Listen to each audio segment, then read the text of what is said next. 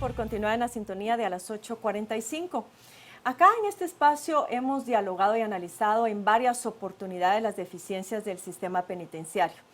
Los últimos días dan mucho todavía más de qué hablar.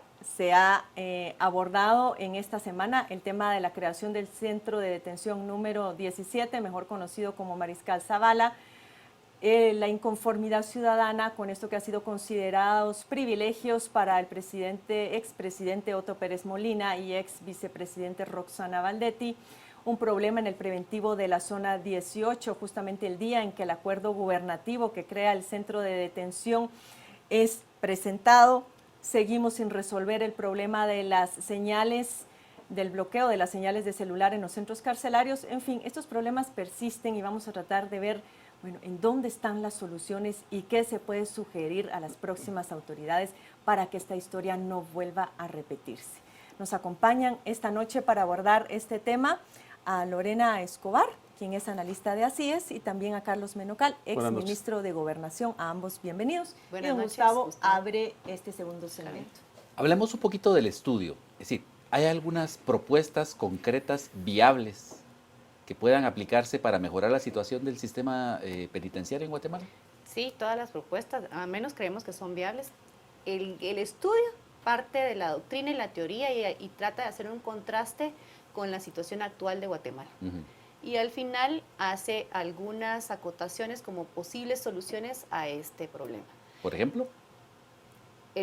Tratar el hacinamiento, instalaciones mejores, que el hacinamiento tiene una serie de implicaciones para el sistema penitenciario. En un ambiente hostil lo que se genera es más criminalidad, no se lleva a cabo la readaptación social del reo, y entonces el manejo y el gobierno también de los centros penitenciarios debe de pasar a manos de autoridades. Hoy por hoy todavía siguen administrando, no en la administración formal, sino administrando internamente los reos. Pero convertir los cuarteles militares en cárceles, ¿resuelve el problema del hacinamiento? ¿Vamos a ir por la vía correcta? No, eso es un paliativo. O sea, ante esta situación, un pendiente, una situación postergada por varios gobiernos que no ha sido atendida como debe ser por las carencias o diferentes motivos, se busca un paliativo, debería de ser temporal, que alivia de alguna forma nada más la situación de algunas personas que tienen situaciones especiales, caso de autoridades que están ahorita siendo sometidas a procesos, o personas que tienen un perfil de alto riesgo para fugarse o por su situación o los delitos que han cometido, para esas nada más, pero no resuelve el problema en sí. Solo es Ahora, Carlos, en el caso de la manera como se distribuyen los internos en el sistema penitenciario, vemos que hay prácticamente como primera clase, business class y clase económica. Eso tiene una deficiencia que es producto del sistema de seguridad y justicia. El sistema penitenciario no decide hacia dónde va el privado de libertad, sino es el juez. Y el juez es el que ordena el traslado para A o B centro penitenciario. Dentro del sistema, yo coincido con el análisis de ACIES y es evidente que es un análisis integral y evidentemente sí hay que trasladar la gestión del poder de la dirección y de la administración hacia la autoridad. Esto no se ha logrado. ¿Quién tiene la autoridad actualmente dentro todavía? del sistema penitenciario después de las... No me refiero a la formal propiamente. ¿Quién tiene la autoridad real? Después de las puertas donde terminan los guardias de presidios, hay autoridades internas de los propios privados de libertad. Esto, lógicamente, permite ciertos niveles de convivencia dentro de los privados de libertad y, evidentemente, aún falta recursos humanos para poder trasladar esta autoridad hacia la dirección central del sistema penitenciario. Pero el tema de presidios es un dilema de muchas cabezas. Uno es el tema de los traslados de los privados de libertad de personas que no tienen un proceso judicial efectivo y pronto. Más del 48% de privados de libertad están bajo ese régimen sin que sus procesos de prisión preventiva, sin que avancen sus sistemas judiciales. el 24% de estos privados de libertad ya puede tener, digamos, un avance importante en la parte procesal porque están próximos a ser liberados bajo regímenes de conducta o reinserción social. Sin embargo, como son tan dispersos y están en todas las prisiones del país, difícilmente el sistema de justicia puede hacerlo. 3, hay una mezcla entre privados de libertad de distinto orden, de distintas personalidades que cometen delitos de alto y bajo impacto, y definitivamente el otro dilema es que el recurso es insuficiente. Son 516 millones de quetzales que podrían ser asignados en el presupuesto de 2016, cuyo 80% de ese presupuesto está destinado a funcionamiento. No solo es a alimentos de privados de libertad, sino es a funcionamiento. En ese sentido, el sistema penitenciario termina siendo la cenicienta del Ministerio de Gobernación, porque la mayoría de estos recursos, de los 4.000 millones de quetzales del Ministerio de Gobernación, son asignados a la Policía Nacional Civil. Ahora, hay algunas cuestiones que necesitan, lógicamente, recursos para poderse dar, tal vez la mayor parte de ellas, pero ¿por qué es que tampoco se adoptan medidas específicas, por ejemplo, para las personas que están retenidas por faltas? Hay algunos países en donde tratan de evacuar a estas personas para descongestionar las cárceles, digamos, aliviar y aquí se un poco está esta penalizando situación casi todo. de Totalmente. hacinamiento, y aquí se penaliza casi todo. Esto no necesitaría forzosamente de contar con una partida presupuestaria para resolver este tipo de problemas, y como este posiblemente otros. Es que, como lo decía el señor Menocal, la mora judicial tiene un efecto obviamente en la cantidad de personas que guardan prisión. Y en eso también tiene parte, aquí vemos un enlace entre el sistema de justicia y el sistema de seguridad.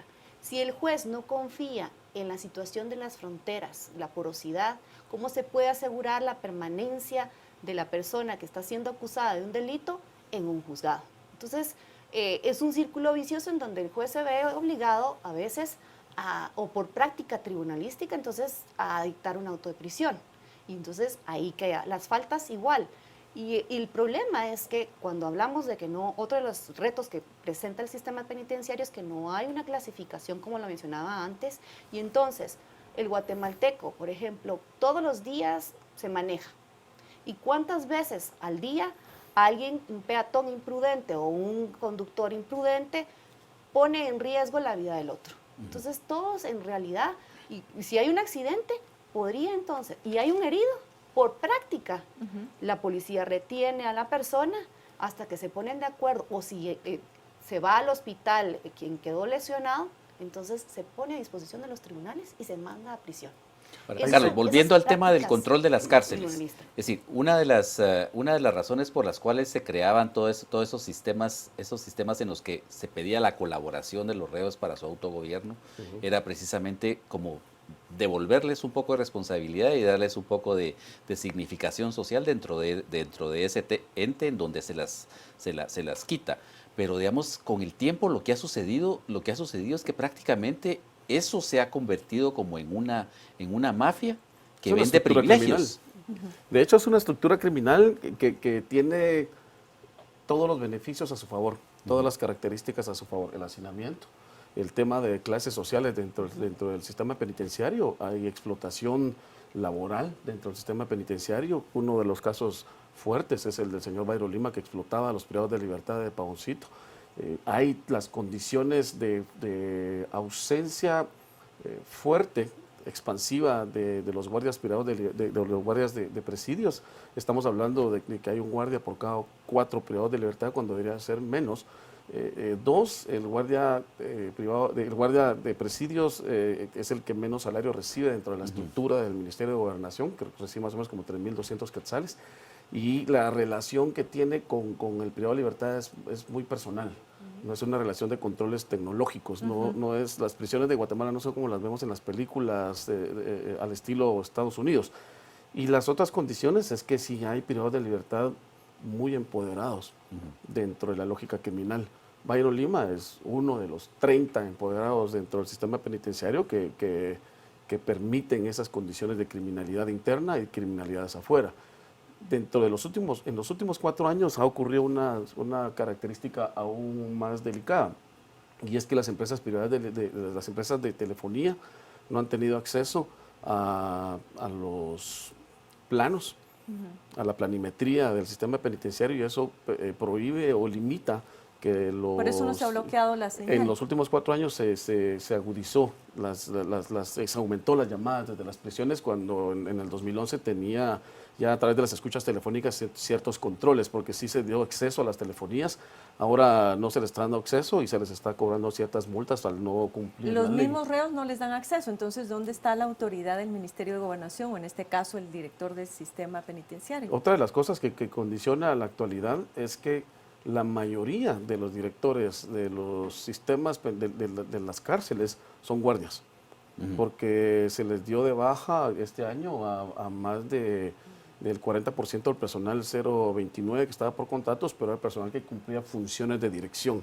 Entonces, al ser guardias, lógicamente tienen una formación mucho más baja, una orientación mucho más baja y una inclinación hacia la corrupción. Entonces, estamos a las puertas de un sistema penitenciario que está prácticamente corroído por la corrupción y la criminalidad, y lo cual contrasta con una inversión de 1 millón de quetzales a un espacio de privados de libertad que yo sí sostengo, y digo públicamente que está destinado para privilegios de Mariscal Zavala, y destinado en particular, yo pensaría que le están diseñando sus nuevos recintos a la señora Valdetti y al señor Pérez Molina. Ahora bien, aquí hay responsabilidad directa al Ministerio de Gobernación, Totalmente. y usted no me dejará mentir, pero a la vez hay responsabilidad por parte del presidente de la República, que es el encargado de velar porque todo su gabinete y todos sus funcionarios cuiden adecuadamente. El dato curioso en ese sentido es que Mariscal Zavala y Matamoros se diseñaron en 2010, cuando yo estuve en el Ministerio de Gobernación, porque fue petición del entonces comisionado Castresana. Y la idea de estos 2 centros era tener colaboradores eficaces o personajes extraditables que el Departamento de Estado de Estados Unidos estaba demandando, que en ese entonces capturamos 12 de 15. Esos personajes sí eran perfiles para llenar estos espacios, porque y políticos no estaba el VIP del preventivo, por ejemplo, ahí estaba el padre Orantes, estuvo Abadillo, el mismo vicepresidente, exdirectivos de ILIX exdirectivos del Seguro Social, ese es el... Ahora, pero entonces lo que ha sucedido no es tanto problema de gobernación, sino, decías al principio, problema de los jueces, que han establecido esa categorización de prisiones. Ay, no, pero es que también existen tensiones entre la administración y el juez. Ajá. ¿En qué sentido? Primero, o sea, los traslados es uno de ellos. El poder también, limitaciones tiene el juez. Los centros penales son 22 distribuidos, hay 2 jueces de ejecución penal en Guatemala y 1 en Quetzaltenango. Son 3 para...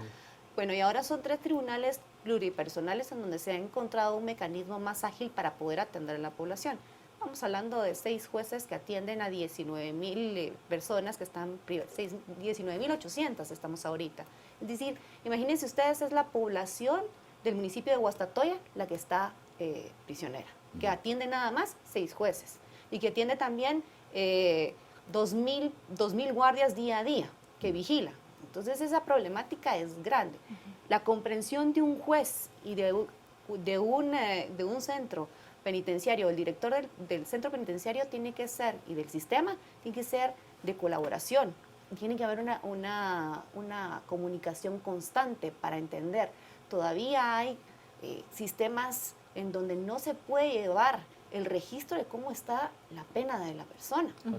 Y por eso vemos personas que probablemente ya cumplieron condena y siguen ahí en prisión. Y esa es responsabilidad del... Hay una responsabilidad común.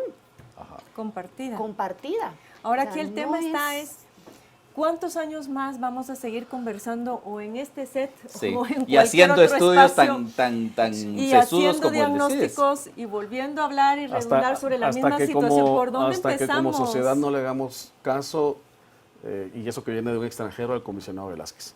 En la medida que no le asignemos recursos y un impuesto transitorio, provisional, como se le quiera llamar, al tema de seguridad y justicia, no vamos a tener resultados efectivos.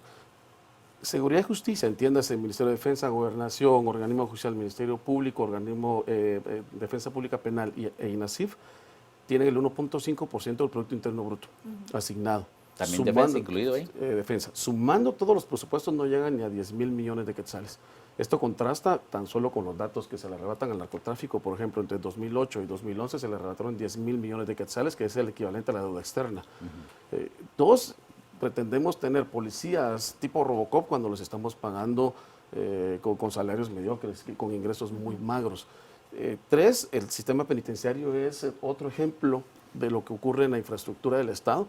La última prisión que de rehabilitación fue construida, que es justamente Granja de Rehabilitación Pavón, y se llamaba Granja justamente porque los privados de libertad sembraban cultivos en esos lugares, las granjas agrícolas, y entonces desde esa época, de los años 70, no se dejó diseñada una política de fortalecimiento institucional para el tema penitenciario. Lo mismo ocurre en los hospitales, lo mismo ocurre con las escuelas y lo mismo ocurre con la infraestructura vial en el Estado. Entonces, en la medida que no paguemos impuestos a la luz de nuestros ingresos y a la luz de que el que más gana, más debe pagar, en esa medida vamos a tener esos resultados y vamos a tener que hacer chapuces de chapuces. Y para llegar a eso, o sea, hay un paso previo, que la población comprenda cuál es la importancia, y también las autoridades que comprendan cuál es la importancia de atender este fenómeno, porque no se ven parte. Hay gente que cree que es mejor hacer de los centros penitenciarios chiribisco, prenderle el fuego y ya estuvo. Y como ha pasado en Honduras. Y lo piden y lo claman, y no comprenden que no se rompe el ciclo de la violencia ahí. Si esta persona que delinquió, procede de una sociedad inequitativa, es producto de la misma sociedad. Si no se le atiende y va a regresar del origen, va a volver a cometer lo mismo y puede ser víctima cualquier ciudadano. Hasta que la sociedad no pasemos de la venganza, de esa sed de venganza, porque así es, fuimos víctimas en algún momento de algún dato delincuencial o algún hecho delincuencial, no vamos a llevar a entender que la rehabilitación también nos beneficia como sociedad, que el hacinamiento, mejor dicho, el tener a todos los prisioneros sí es parte del bien común, es resguardar a la sociedad del crimen, pero romper ese ciclo requiere también una readaptación. Y entonces, como la sociedad no lo ve así como prioritario, los políticos tampoco lo ven. Ni siquiera como prioritario, sino que las cárceles son como el lugar, el desagüe a donde va a parar todo, de lo cual ya no queremos ver, ya no queremos saber. Pero eso va a regresar a nuestras casas, va a regresar a nuestras comunidades.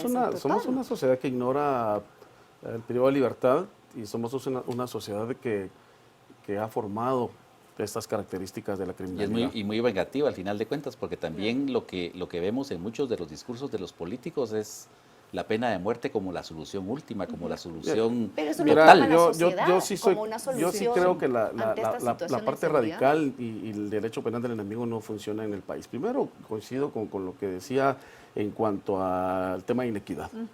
En la medida que tengas inequidad, falta de oportunidad, marginación, exclusión social, no tengas oportunidad, no tengas educación, salud integral, desarrollo, recreación, en esa medida vas a tener a 70% de la población joven y de la población guatemalteca que es joven en esas condiciones. Y entonces, aunque ejecutes a alguien bajo la lógica de la pena de muerte, vas a tener un ejército completo de jóvenes que están creciendo en esas condiciones. Se multiplican el tema es combate sí. a la inequidad, abordaje para el tema de oportunidades, educación, salud, el tema del desarrollo humano integral. Y en ese sentido también a los privados de libertad hay que atenderlos desde esa lógica. Si se criminaliza a toda la sociedad en ese sentido, entonces tendríamos prácticamente a todos en los sistemas. En última instancia, no solamente necesitamos el impuesto temporal del que hablaba Iván Velázquez, sino también una política de inversión social que permita es un abordaje integral. Pero mientras eso se da, porque a veces cuando uno le dicen este problema es estructural o este problema necesita un abordaje integral, es como perder uno completamente la esperanza y saber que van a pasar otros 100 años en la misma situación.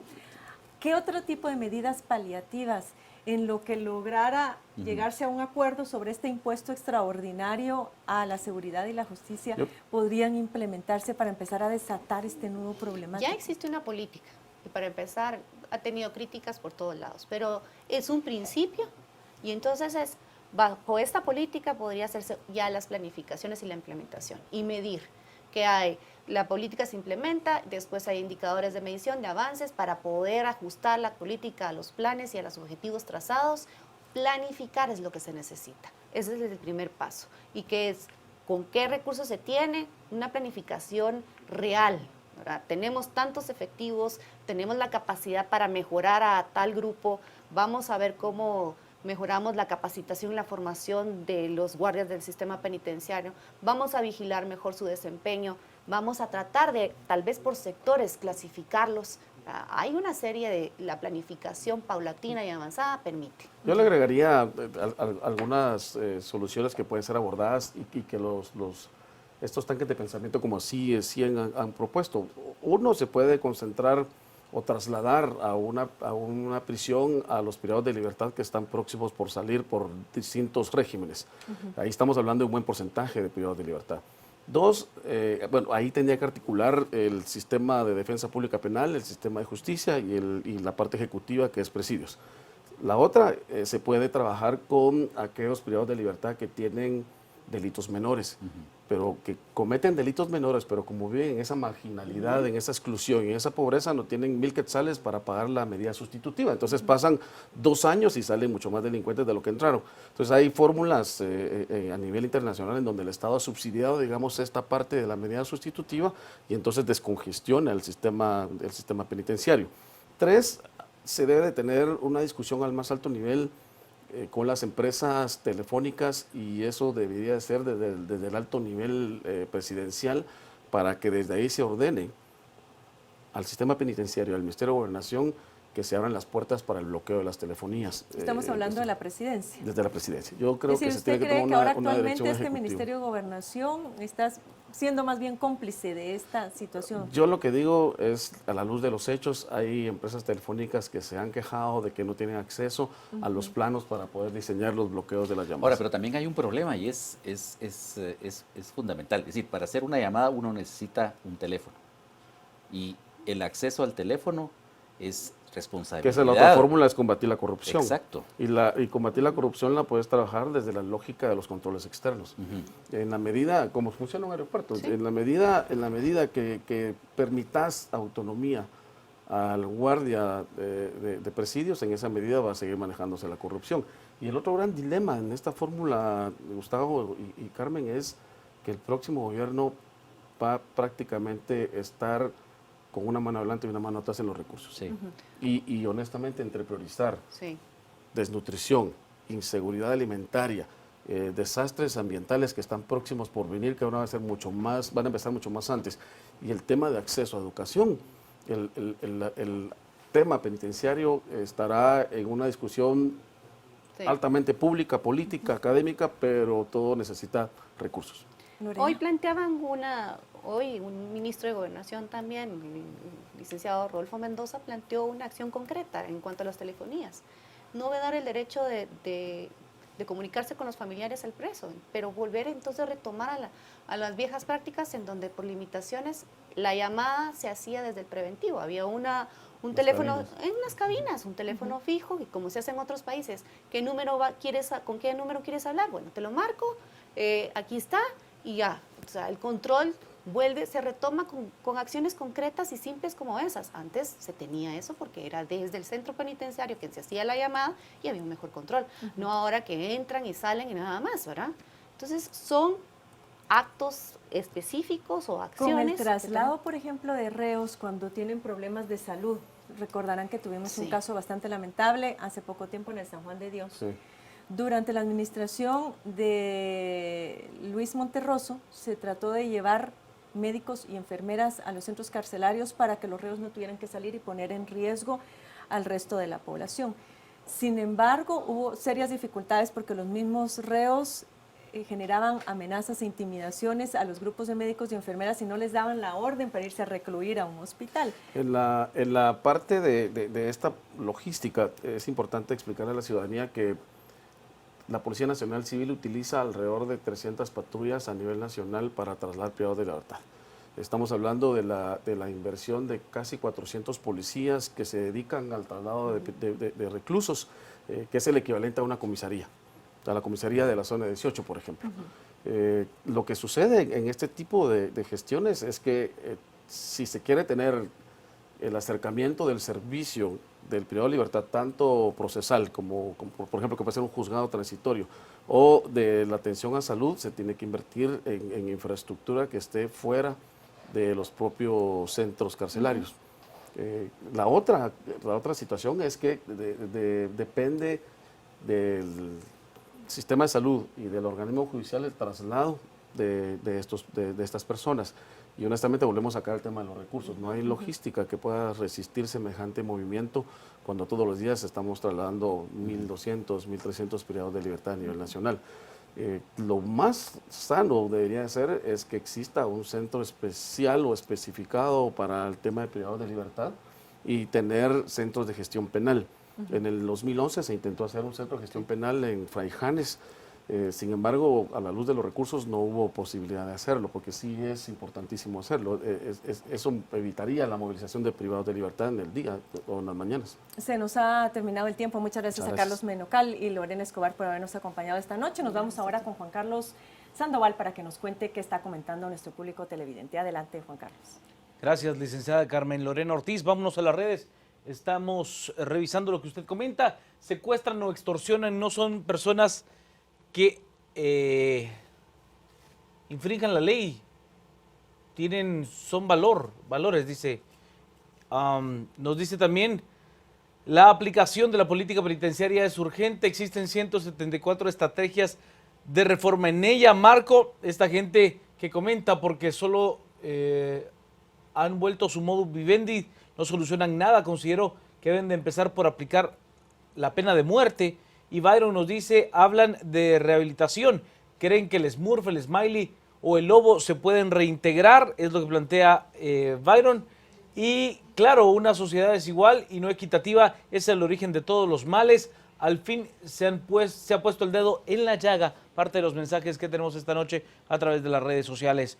Cerramos hasta aquí a las 8:45, abrimos desde ya la discusión a las 10 p.m. Esta noche nuestro hashtag es Clamor Plaza. Clamor Plaza es nuestro hashtag de la noche. Hablamos acerca de todo ese clamor de la Plaza Central que no ha tenido pues respuesta efectiva por parte de las autoridades, aquellas cosas que no han pues tenido una respuesta clara, por ejemplo, la reforma a la ley electoral y de partidos políticos y muchos otros temas que han sido pues dejados en olvido ante la ausencia de manifestantes en la plaza. Clamor Plaza es nuestro hashtag de la noche. Cristian Manolo Ortiz Cristian Manolo Castillo y Carmen Lorena Ortiz serán quienes estén en el análisis esta noche. Clamor Plaza, nuestro hashtag.